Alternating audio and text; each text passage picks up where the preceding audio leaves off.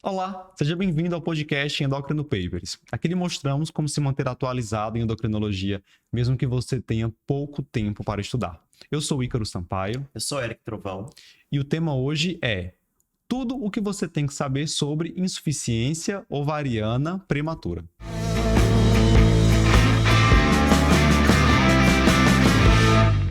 Eric, insuficiência ovariana prematura é uma das causas conhecidas de amenorreia secundária. Isso. Mas eu sei que já na conceituação dessa doença, dessa condição, a gente tem um pouquinho de controvérsia, um pouquinho de variabilidade entre as referências. Como é que a gente pode definir de fato o que seria insuficiência ovariana prematura? E uma dúvida, é equivalente falar em falência ovariana prematura, né? FOP, como a gente falava anteriormente? Na verdade é a mesma coisa, só que mudou o nome para insuficiência, né? Até porque o que é que isso quer dizer? Os folículos, né, eles da mulher vão sendo perdidos ao longo de toda a vida. Quando entra em falência, aquela fase da menopausa fisiológica que ocorre ali em torno dos 50 anos. Às vezes, algumas mulheres têm alguma condição genética, iatrogênica, alguma doença que acelera a perda desses folículos. E aí, essa aceleração da perda pode fazer com que ela entre aspas, em falência mais cedo. Né? Entendi. Conceitualmente, insuficiência ovariana prematura seria quando ela entra com essa, entre aspas, falência antes dos 40 anos de idade. Por que eu estou dizendo entre aspas falência? Porque, na verdade, não é uma falência completa. É realmente uma insuficiência. Ela já tem bem menos folículo, e por ter bem menos folículo, ela já pode ali entrar em amenorreia secundária. Mas ainda não é a falência 100%, como a gente vê na menopausa fisiológica, até porque essa mulher que faz entre a amenorreia, ela pode voltar a menstruar ainda. Certo. Né? Não é raro que ela, depois de um tempo, você ali deu o diagnóstico ainda no começo, antes de começar o tratamento da reposição, ela volta a menstruar. Certo. Né? Pode acontecer. A gente vai falar mais sobre isso, mas eu imagino que se ela pode voltar a menstruar ainda, obviamente ela pode engravidar. Pode. A gente vai falar disso, né? Pode. Né? Porque não é uma falência. Porque quando é falência, acabou, morreu, foi. Aqui é uma insuficiência. Daí mudou o nome e ficou esse nome mais adequado para insuficiência ovariana prematura. Do mesmo jeito também, não é o nome, não é menopausa precoce. Até para paciente a gente fala, é uma menopausa precoce, né? Mas assim, quando a gente fala menopausa precoce, fica parecendo que é exatamente igual ao período da menopausa fisiológica. E não é exatamente igual. Tem suas diferenças. E conceitualmente, essa insuficiência ovariana prematura ela ocorre antes dos 40 anos de idade. Certo. Então tem que ser uma mulher nessa faixa etária que entre a amenorreia, e aí o sinal laboratorial, né, vai ser o aumento do FSH. É uma mulher que vai ter um hipogonadismo hipergonadotrófico. Se você tem uma mulher com amenorreia secundária, você dosa o FSH e esse FSH estiver alto, daí você está diante de insuficiência ovariana prematura. Aí é que entra as controvérsias em relação ao ponto de corte desse FSH. Certo. Né, que ninguém se entende direito. Mas é isso, é um hipogonadismo hipergonadotrófico numa mulher com amenorreia secundária. Antes dos 40 anos de idade. Certo. Vamos imaginar uma situação para que a gente possa conduzir a discussão. Cecília, 34 anos. Cecília tem diagnóstico de hipotireoidismo por tireoidite de Hashimoto. Vem para consulta, está com TSH direitinho na meta, com a sua levotiroxina, mas refere ausência de fluxo menstrual há 6 meses. E ela não está grávida, já tem um beta, já fez vários betas nesse período. Então, agora que você mencionou, ela relata que às vezes sim, o tempo está um pouco quente, mas ela percebe que sente mais calor que as colegas de trabalho, mesmo com o ar-condicionado ligado, às vezes com um pouco de sudorese. Certo. E menstruação ausente há 6 meses. Na investigação ali de amenorreia secundária, obviamente vai entrar um FSH. Isso. Aí vem a pergunta, Eric, qual é o ponto de corte do FSH? Quantas medidas eu preciso para dizer que essa paciente está com insuficiência ovariana prematura? Então, esse ponto de corte ele vai variar de acordo com a diretriz, com a sociedade. Alguns colocam 25, outros colocam 30, eu já vi até 40. Enfim, mas tem um mínimo de 25, eu costumo dizer isso. Olha, tem um mínimo de 25. Então, se você já tem ali um FSH que passou de 25, né, e aí, óbvio, você repete esse FSH pelo menos 4 semanas depois, confirmou que esse FSH está alto. A mulher em amenorreia, principalmente se tiver sintomas vasomotores, né, isso indica que realmente é um hipoestrogenismo e a causa é um hipogonadismo hipergonadotrófico. Que a gente pode usar aí esse ponto de corte. Eu gosto desse ponto de corte de 25 particularmente, né? Eu acho que eu não me lembro de ter visto alguma sociedade que indica um ponto de corte menor do que esse. Então, pelo menos um FSH acima de 25, né? Lembrando que tem que repetir, tem que confirmar pelo menos um mês depois, um mês aí de diferença. Confirmou, é insuficiência ovariana prematura. Você Diagnóstico não tá dado. falou em dosar estradiol para esse Não. paciente. Por quê? Não existe essa necessidade. Primeiro, que o estradiol não é um exame muito... Hoje em dia, ela até é melhor, né? Porque consegue ter um limite de detecção melhor quando ele está muito baixo, né? Mas ele é um exame que é falho, porque ele pode até estar normal nessa fase. Não necessariamente ele vai estar baixo, certo? O que realmente vai indicar a falência é o aumento do FSH. Quando a paciente entra em insuficiência, entra em falência ovariana, quem cai primeiro, antes mesmo até do estradiol cair, é a inibina B. Certo. E a inibina B é o principal hormônio ovariano que faz feedback negativo sobre a hipófise, certo? Então o FSH aumenta antes de você ter uma queda de estradiol. Então você dosar o estradiol, ele pode estar até normal, né? Não necessariamente ele vai estar baixo. Então, e vamos economizar exame, né? O FSH não. O FSH realmente é o exame aí diagnóstico para paciente. Muito bem. Então, nossa paciente fez o FSH de 40. Então, fecha... Repetiu, né? Depois... Isso. Repetiu. Claro mesma que, ó, faixa. vamos lá para a prática. Né? Uma mulher já cheia de sintomas, vasomotor, ela não está menstruando. Né? O FSH muito alto, dificilmente não vai confirmar. Né? Acho que você já pode conversar com ela sobre o provável diagnóstico, deixa repetido o FSH depois, essa parte mais protocolar, né? Mas é uma paciente que provavelmente é realmente insuficiência ovariana prematura, né? Não tem Certo. para onde correr. Antes de pensar em tratá-la, vem a questão, mas o que é que causou essa falência, essa Isso. insuficiência ovariana prematura? Então, como é que eu faço a investigação da etiologia da insuficiência ovariana prematura? Eu costumo dizer que esse diagnóstico, insuficiência ovariana prematura, é um diagnóstico sindrômico. Né? Eu estou dizendo que essa mulher está hipoestrogênica agora porque não tem mais folículo. Mas isso aconteceu porque algo acelerou a perda de folículos dela. Foi antes do normal. Tem alguma coisa que está fazendo isso. Então, eu devo sim investigar a etiologia. Então, aí eu tenho que lembrar quais são essas etiologias. Certo. Né? Já adianto que, quando a gente vai para a literatura, a etiologia mais frequente é idiopática. Né? Porque eu não consigo achar. Não é uma coisa fácil de achar. Tá. Certo? Mas... Não desanime. Não desanime. As causas que a gente tem. Causas genéticas. São vários genes que podem ter associados. A gente pode ter desde alterações cromossômicas até mutações genéticas. E nessas mutações genéticas, há uma série de genes que estão alterados. Eu vou sair investigando esses genes todos? Não. Então, qual é a alteração cromossômica mais comum? Síndrome de Turner. Gente, Eric, síndrome de Turner, a amenorreia secundária pode dar? Pode. Paciente com 30 e tantos anos já? Pode. Tá? E lembrar também que a síndrome de Turner, por si só, conceitualmente, é insuficiência ovariana prematura, só que cursa mais frequentemente com a amenorreia primária, certo? Mas ela pode também cursar com a amenorreia secundária. Então, a paciente que você citou pode ter Turner? Pode. Claro que aí vai ter que avaliar se tem estigma ou não, ver a estatura dela. Dificilmente ela vai ser uma paciente alta, mas uma paciente com mosaico, por exemplo, ela pode estar ali numa altura que não é exatamente baixa estatura, mas também não é uma paciente alta, né? Ela está na média para baixo. Certo. Né? E aí, ou seja, você deve fazer um cariótipo.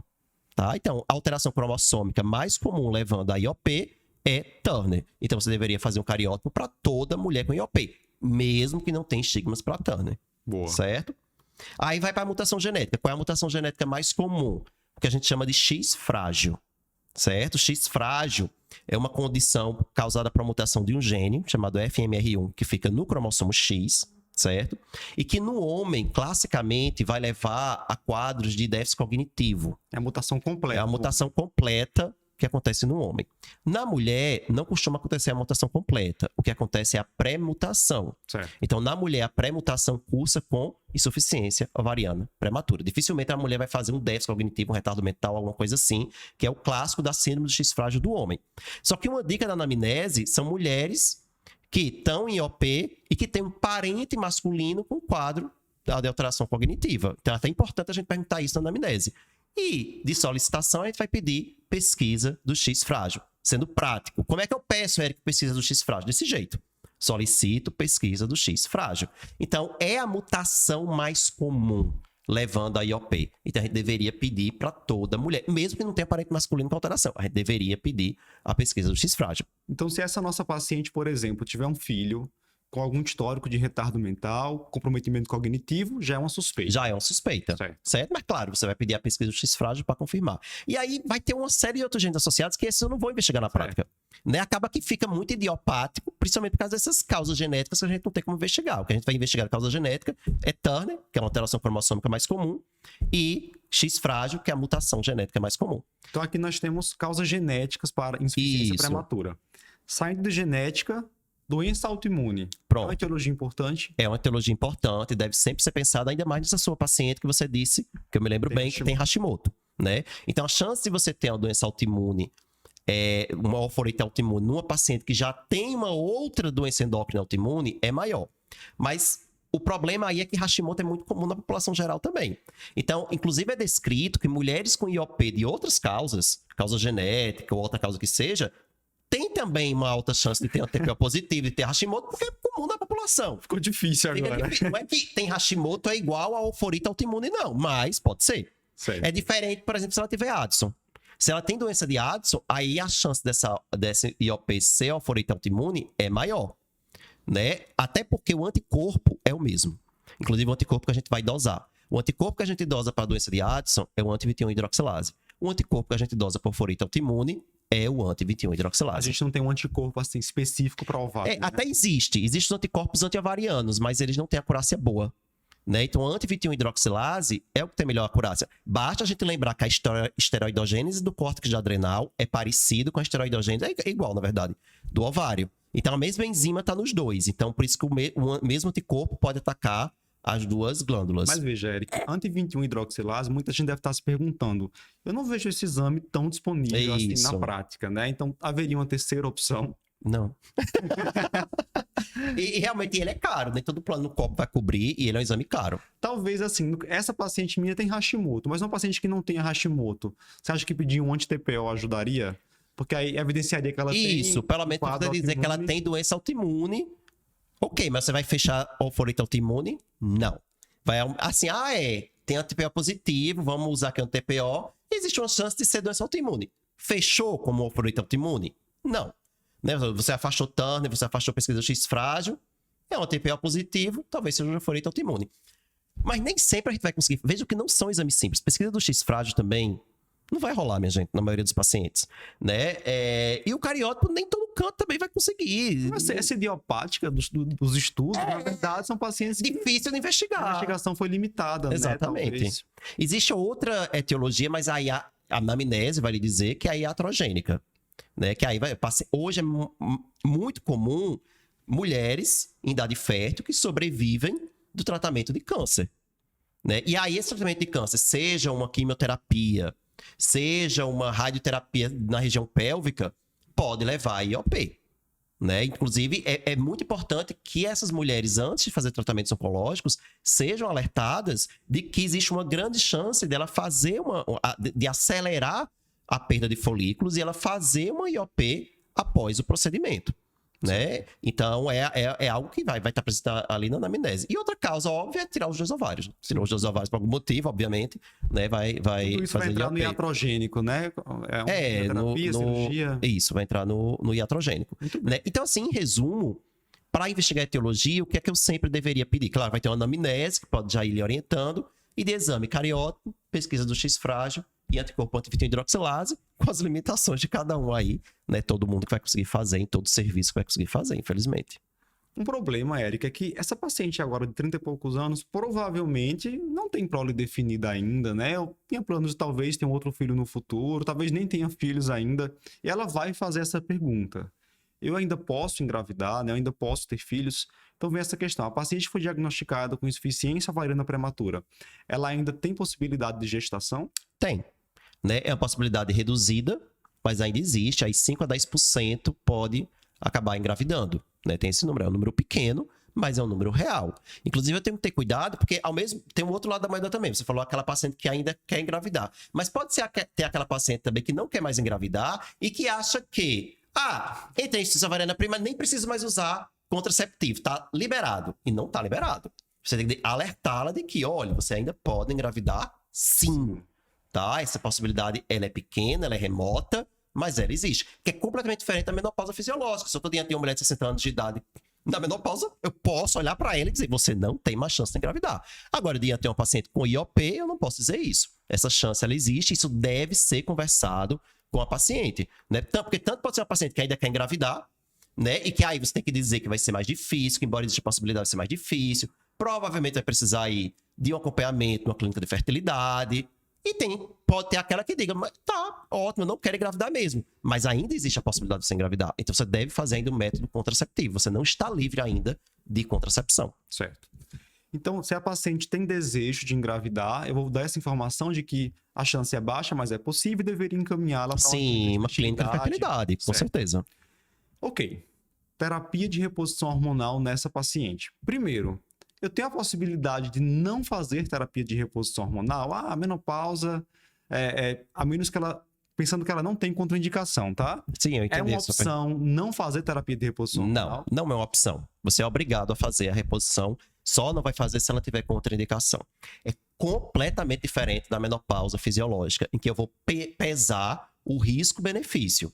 E aí, na menopausa fisiológica, a gente vai fazer naquela paciente que está muito sintomática, que está com qualidade de vida ruim, desde que ela não tenha contraindicação, preenche aquele perfil bonitinho para fazer. Na IOP, é para fazer. O raciocínio é o mesmo de uma tireoidite Hashimoto com um hipotireoidismo. Que você vai olhar para a cara do paciente e vai dizer, não, vamos fazer, não, você está tão bem, sem sintomas. Não, você vai fazer em toda pessoa com hipotireoidismo. Aqui é a mesma coisa, né? A gente tem que lembrar que IOP, ela está associada a complicações, certo? Que complicações? Baixa massa óssea e osteoporose no futuro, certo? E fazer a reposição, de certeza, vai prevenir isso, certo? Aumento de risco cardiovascular. Cada vez mais, IOP é considerado um importante fator de risco cardiovascular. Essas mulheres vão ter mais doença cardiovascular. Se a gente pegar a diretriz de dislipidemia da American Heart Association, tá lá colocando IOP como fator de risco que você deve considerar numa paciente com risco intermediário, por exemplo. Mas é risco intermediário, mas ela teve IOP, então é melhor tratar, né? Porque a gente sabe tratar a hipercolesterolemia, tô dizendo, porque a gente sabe que o risco cardiovascular é maior. Eu não posso dizer ainda, à luz das evidências atuais, que ao repor o estrógeno, nesse caso, eu vou reduzir o risco cardiovascular. Eu vou potencialmente reduzir, mas diferente da massa óssea, que eu tenho mais evidências, falta mais evidências para o risco cardiovascular. Certo. E outra complicação que essa mulher está submetida é o aumento do risco de déficit cognitivo, né? Há cada vez mais evidência acumulando de que IOP está associado a maior risco de quadro demencial no futuro. Também não posso dizer que ao repor vai melhorar, mas pelo menos para a massa óssea vai. Eu tenho certeza que vai. Então você tem que repor, né? Você só não vai repor de novo se tiver contraindicação. Que são as mesmas contraindicações para a menopausa fisiológica, né? Um câncer estrógeno dependente, tromboembolismo, doença cardiovascular estabelecida, doença hepática ativa, sangramento uterino disfuncional sem causa definida. Eu vou segurar, não vou fazer nessas pacientes. Não tem contraindicação. E aí, como é uma paciente mais jovem, a chance de não ter contraindicação é grande, você tem que repor, sim. Então, vai fazer terapia de reposição de estrogênio. Maravilha. E considerando a gravidade dessa situação, até para a contraindicação, você tem que olhar de uma forma bem crítica. Então, é um sangramento de origem definida. Vamos investigar, né? Isso. Vamos investigar, esteroscopia, biópsia endometrial, qual a causa desse sangramento, foi resolvido? Foi, não é problema nenhum, não é hiperplasia endometrial, não é câncer endométrio, trata. Né? Você aí tem contraindicação que é temporária. Sim. E aí você vai tratar de uma forma parecida também com a menopausa fisiológica em relação às preparações. A gente tem preparação oral, a gente tem preparação transdérmica. Qual o melhor? Transdérmica. Se tiver útero, né, vai fazer progestógeno. Qual o melhor? Progesterona micronizada, de hidrogesterona, né? Mas a paciente não quer fazer comprimido, quer fazer só transdérmica, tem uns adesivos, estradiol com progestógeno, enfim. Não vou entrar aqui em detalhes, tem até podcast sobre isso já, né? Todas as terapias existentes, mas de uma forma geral, são as mesmas preparações que a gente usa para menopausa fisiológica. E anticoncepcional oral, pode usar? Pode, certo? Que é até diferente, mais diferente da paciente da menopausa fisiológica, que aí a gente evita, mas porque a maioria dos contraceptivos tem etilneoestradiol, e a gente deve evitar etilneoestradiol na mulher mais velha. Aqui, como é uma mulher mais jovem, é mais tranquilo usar anticoncepcional. Em quem é que eu vou preferir um contraceptivo hormonal combinado? Porque o contraceptivo hormonal combinado vai tratar o hipoestrogenismo, certo? A maioria deles tem etinil estradiol, tá? E a grande questão é, será que o etinil estradiol protege o osso da mesma forma que um estradiol, que é o que eu faço na terapia de reposição estrogênica clássica, né? Existem evidências que talvez não, mas tem estudo rolando comparando, pra gente no final ter uma certeza maior. Então, assim, eu não diria que ele vai ser a primeira escolha, mas naquela mulher que diz, eu não quero engravidar, você está me dizendo, doutor, que eu ainda posso engravidar, mas eu não quero engravidar. Se você fizer só terapia de reposição estrogênica, você não está fazendo método contraceptivo. Então, nesse caso, você pode lançar mão de um contraceptivo hormonal combinado. Certo. Quer fazer a coisa da forma mais perfeita possível? Escolha um contraceptivo que tem estradiol. A gente tem alguns no mercado, né, que não tem etinil estradiol, né, mas mesmo esses que têm estradiol, não tem como dizer que vai proteger o osso igual, porque eles têm estradiol em concentrações que vão variando de acordo com a pílula daquele dia, é mais de uma dose de estradiol, não tem como dizer que protege o osso também. Mas eu acho que, do ponto de vista de segurança, seria melhor. Tá? Eric, eu atendi uma paciente recentemente que estava em processo ainda de investigação de uma possível insuficiência ovariana prematura e que foi oferecido para ela um implante contendo alguns hormônios, né? Alguns desses hormônios, não lembro agora a composição exata. E eu acho que, assim, nunca é demais falar sobre a importância de deixar claro para as nossas pacientes que não há indicação de implante hormonal com testosterona, até mesmo estrógeno. Essa não é uma reposição aqui no Brasil validada, aprovada Isso. pela Anvisa, muito menos com gestrinona. Então, os implantes hormonais não são uma terapia recomendada para as pacientes com insuficiência ovariana prematura e nem para as pacientes em menopausa fisiológica, né? A gente tem que sempre lembrar que a via que a gente está administrando importa. A gente precisa que seja uma via bem estudada, bem definida, né? Veja, a gente tem que fazer, a gente vai fazer a reposição. E a gente tem várias preparações disponíveis para isso, desde para mulheres que preferem usar transdérmica, que não querem fazer transdérmica, só querem fazer oral, que não querem... Tem muita opção. Né? E por que a gente vai lançar mão de uma que não foi estudada, que não é validada, que você não sabe da segurança? E outra, tem que ter muito cuidado com a questão da progesterona. Eu vejo às vezes o pessoal fazendo, aí joga a progesterona ali junto, como se fosse proteger o útero, né? Não tenho nenhuma evidência que progesterona com implante vai proteger, né? E ter cuidado também que às vezes eu vejo, não é por implante não, às vezes eu vejo com cremezinho. Sim, creme gel, aí no mesmo creme, no mesmo gel tem estrógeno e tem progesterona. Boa. E isso a gente já tem comprovação que essa progesterona transdérmica, feita na forma de gel ou de creme, não protege útero. Certo. Né? Em forma de adesivo, a gente tem evidência que protege, tanto que ela é aprovada para isso. Creme gel tem evidência de que não protege. Né? Ou seja, e será que a do implante protege? Muito menos jogar testosterona ali, gestrinona, né? Uma droga androgênica. Não tem indicação da mulher com IOP fazer reposição de testosterona. Certo? A gente não tem essa orientação. Outra coisa que vale a pena lembrar, Ícaro, é em relação à dose. Sim. Do estradiol, tá? Que é outra diferença em relação à menopausa fisiológica. Na menopausa fisiológica, a ideia é usar a menor dose e manter a paciente com qualidade de vida, né? Isso. Assintomática. Menor dose possível. Aqui não. Aqui, qual é o objetivo principal? Proteger osso. Certo. Tá? E você só protege osso se você fizer 2 mg de estradiol. Se fizer menos 1 mg, não vai conseguir ter a mesma eficácia. Então, você deve fazer 2 mg. Tá? Então tem essas diferenças, né? É para todo mundo, não tem isso de risco-benefício, blá blá, você não vai fazer para quem tem contraindicação. E a dose, que tem que ser 2 mg, e o fato de você poder usar contraceptivo naquela que quer evitar. Né? O resto, em relação às preparações, são as mesmas. Certo. As mesmas preparações a gente pode utilizar. Bem, certo? Eu vou dar esse diagnóstico a uma paciente com seus 30 e poucos anos, 20 e poucos anos. Nessa paciente do caso, né, já passou dos 30. E vem a questão, até quando eu vou manter esse tratamento, essa reposição hormonal? Se a gente pensar ali que a menopausa fisiológica aconteceria entre 45 e 55 anos, qual é o meu limite para interromper? Há um limite bem definido? Qual é o tempo mínimo de reposição? Talvez seria a melhor pergunta nesse caso. Tem isso. As pacientes vão perguntar. E é uma pergunta também que os colegas fazem muito, né?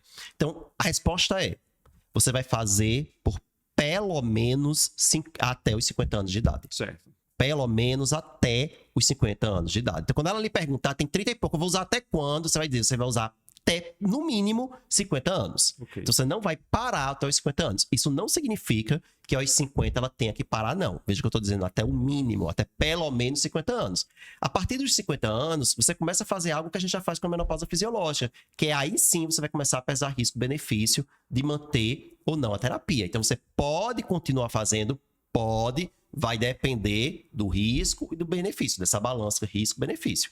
Mas até os 50, se não aparecer nenhuma contraindicação até os 50 anos, ela vai manter até os 50 anos. E a partir dos 50 é que você começa a avaliar a possibilidade de suspender ou não. Mas não é obrigatório suspender. Certo. Você pode manter aí por mais tempo. E aí não tá... Ah, mas até quando? Não tem essa data limite.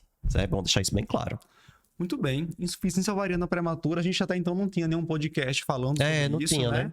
Eu acho que a gente pode até voltar um pouquinho e depois fazer um podcast sobre investigação da amenorreia secundária. Isso, boa ideia. Considerando outras etiologias, Boa falar ideia, sobre SOP, né? Isso. Bem lembrado. Condições genéticas mais raras também. Muito bem. Insuficiência ovariana prematura. Aprendeu algo novo nessa discussão? Compartilha com seu colega médico. Deixa seu comentário no YouTube o que achou das informações que foram aqui explanadas e continua acompanhando o Endocrino Papers em todas as redes sociais. Até mais. Tchau, tchau.